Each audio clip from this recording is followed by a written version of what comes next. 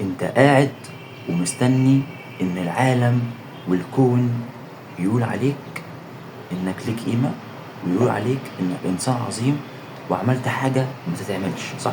بس بقى الحقيقة ان محدش هيقول عليك كده غير لو انت اعلنت عن نفسك. لو استنيت التقدير من الناس هتعيش حياتك كلها في طابور ما بينتهيش ودورك ما بيجيش.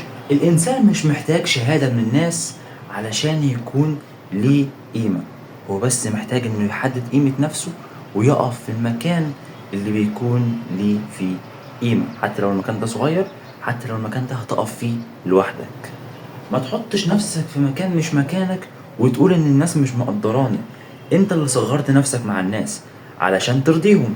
حطها قاعدة في حياتك: اللي هيبني قيمته بعيون الناس عمره ما هيبقى ليه قيمة، وعمره ما هيقدر يشوف نفسه.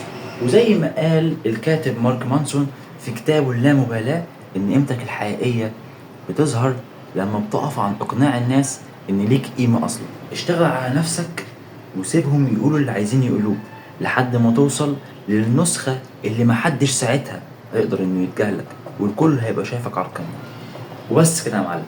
نام بدري، اصحى بدري، كل كويس وانزل اتمرن، وزي ما بقولك دايما انسى اللي فاتك وخليك سلطان حياتك.